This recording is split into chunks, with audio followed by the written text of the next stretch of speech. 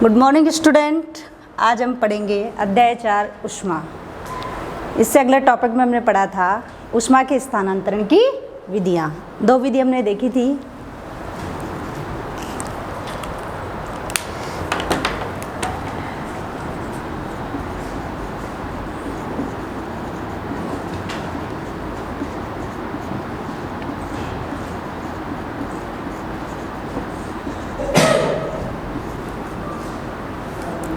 पहली विधि देखी चालन, जो ठोस पदार्थ में होती है।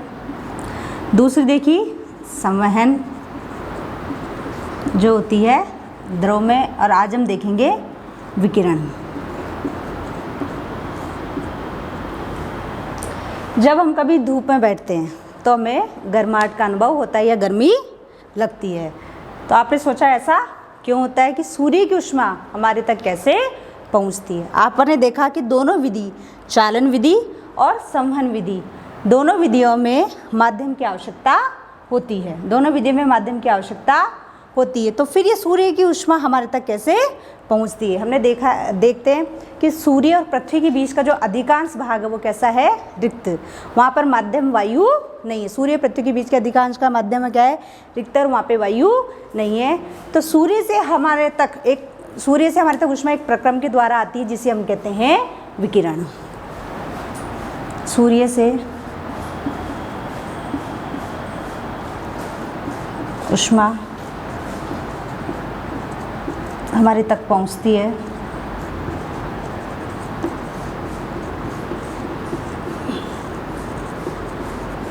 उसे विकिरण।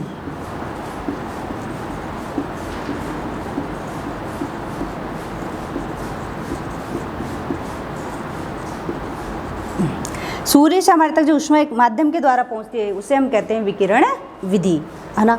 अब विकिरण विधि में इसमें कोई किसी माध्यम की आवश्यकता नहीं होती, न जल की आवश्यकता होती है और न वायु की आवश्यकता होती है।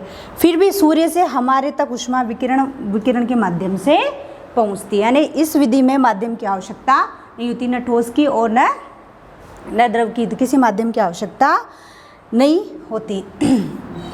उसी प्रकार जब हम किसी तापक या हीटर या उसके आगे बैठते तो हमें कैसा होती है, हमें गर्मी महसूस होती है। किसके, तो जो हीटर के आगे आप बैठते हो तो किसके द्वारा हमें गर्म महसूस होता है, विकिरण विधि के द्वारा। यानी इस विकिरण विधि के द्वारा ही हमें उसकी ऊष्मा प्राप्त होती है। और इसमें बिना माध्यम के भी, चाहे माध्यम जल नहीं हो, वायु नहीं हो, फिर भी बिना माध्यम के वो ऊष्मा की जो विकिरण है हमें प्राप्त होती है। उससे हमें ऊष्मा प्राप्त होती है। उसके द्वारा हमें ऊष्मा की प्राप्ति होती है। तो ये जो विकिरण विधि है इसमें माध्यम की आवश्यकता नहीं होती। जब जैसे कोई गर्म पिंड है, तब जब किसी बर्तन को उठाकर हम नीचे रखते हैं, जैसे गर्म बर्तन को उठाकर हम नीचे रखते हैं, तो उससे क्या होता है कि जो गर्म बर्तन की जो ऊष्मा है, जैसे ठंड रखते हैं तो उसी विकिरण के द्वारा उसकी जो कुछ ऊष्मा है वो परिवेश की ओर स्थानांतरित हो जाती है। यानी जैसे हम गर्म बर्तन को उठाकर नीचे, ठंडा बर्तन को नीचे रखते हैं तो वो बर्तन ठंडा होता है, उसकी कुछ ऊष्मा क्या है, वातावरण या परिवेश में स्थानांतरित हो जाती है। और इसी ऊष्मा के कारण हम वातावरण से ऊष्मा ग्रहण करते हैं और वातावरण को ऊष्मा देते हैं। किसके माध्यम से, विकिरण विधि के माध्यम से वातावरण से ऊष्मा ग्रहण करते हैं और वातावरण से कोई ऊष्मा देते हैं। जो अन्य गर्म पिंड है, वो ऊष्मीय विकिरण के द्वारा ही गर्म पिंड विकिरण के माध्यम से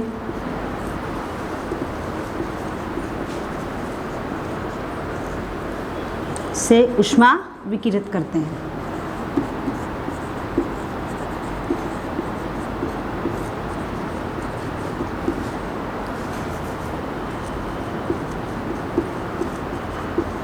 जो गर्म पिंड है वो विकिरण के माध्यम से ऊष्मा विकिरित करते हैं।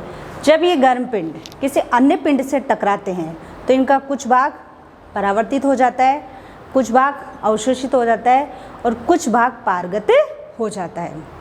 जब ये गर्म पिंड किसी अन्य वस्तु से टकराते हैं तो जो ऊष्मा का कुछ भाग तो परावर्तित हो जाता है, कुछ भाग अवशोषित हो जाता है, कुछ भाग परावर्तित हो जाता है। तो उसी परावर्तित या उसी अवशोषित भाग के कारण उस वस्तु का ताप बढ़ जाता है, यानी जैसे उसको ऊष्मा ग्रहण करते हैं उसके कारण उस वस्तु का ताप बढ़ जाता है। इसी के कारण जब हम गर्मी में निकलते तब हम छाते का प्रयोग करते हैं। जब हम छाता लेके जाते हैं तो क्या है कि उससे क्या है कि जो छाता होता है वो उसका भाग क्या उससे टकराकर वापस परावर्तित हो जाता है, जिसके कारण हमें गर्मी का अनुभव नहीं होता। अब हम देखेंगे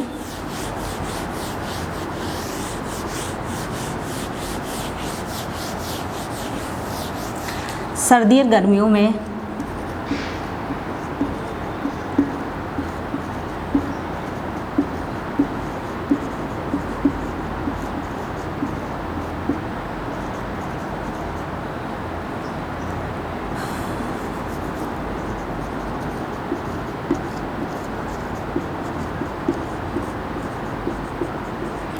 सर्दियों में हम कौन से वस्त्र पहनते हैं? गहरे रंग के वस्त्र पहनते हैं। और गर्मियों में हम कौन से वस्त्र पहनते हैं? हल्के रंग वस्त्र पहनते हैं। मैंने पहले बताया था कि सर्दी हम गहरे वस्त्र पहनते हैं क्योंकि उससे क्या है, गहरे वस्त्र क्योंकि ऊष्मा को अधिक अवशोषित करते हैं, जिसके कारण हमें सर्दी का अनुभव नहीं होता। और गर्मी में हम कौन से हल्के रंग वस्त्र पहनते हैं क्योंकि हल्का रंग क्या है, ऊष्मा को परावर्तित कर देता है, जिसके कारण हमें गर्मी नहीं लगती। इसके लिए हम क्रियाकलाप करके देखते हैं।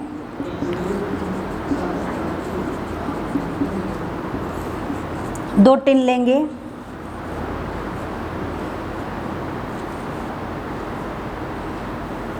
दोनों के बाहरी पृष्ठ को एक को काले रंग से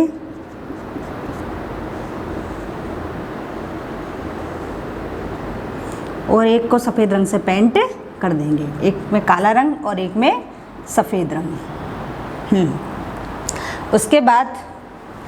उसके बाद क्या करेंगे कि दोनों में समान मात्रा में जल भरेंगे।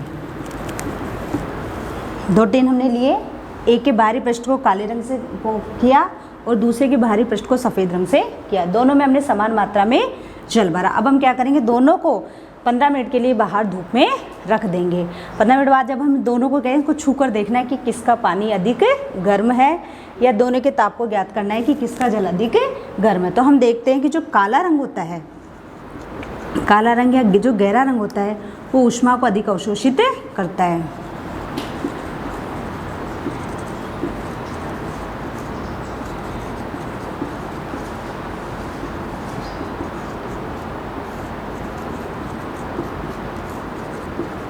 जो काला वाला पेंट वाला ये क्या ऊष्मा को अधिक अवशोषित करता है, इसके कारण इसका ताप बढ़ जाता है। और जो सफ़ेद रंग है ऊष्मा को कम अवशोषित करता है।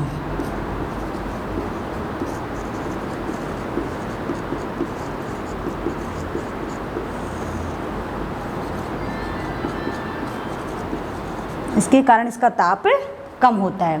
यानी जो गहरे रंग काले रंग ऊष्मा को अधिक अवशोषित करते हैं, इसके कारण इसका ताप बढ़ जाता है।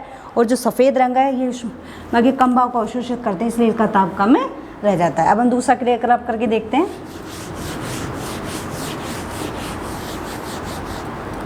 वही दोनों टिन लेते हैं,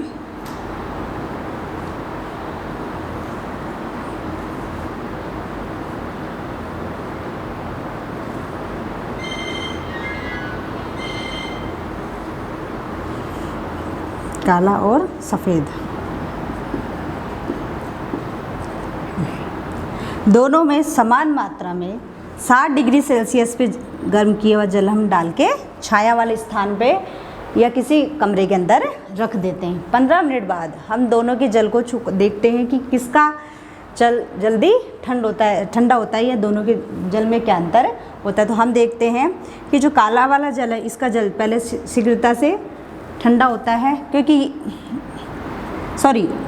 इसके सफ़ेद वाले इसका जल्दी ठंडा होता है क्योंकि ये क्या है, ऊष्मा के अधिकतम भाग को परावर्तित कर देते हैं। और काले वाले जो जल है उसका ताप कम जल्दी से ठंडा होता है। उसी प्रकार क्या है कि हम सर्दियों में जो वस्त्र पहनते हैं वो कैसे वस्त्र होते हैं, ऊनी वस्त्र पहनते हैं। क्यों?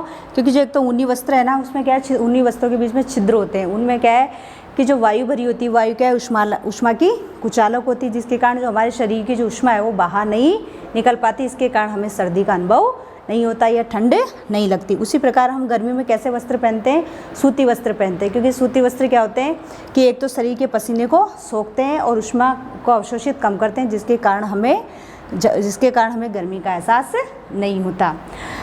अगर आपको एक मोटा कंबल और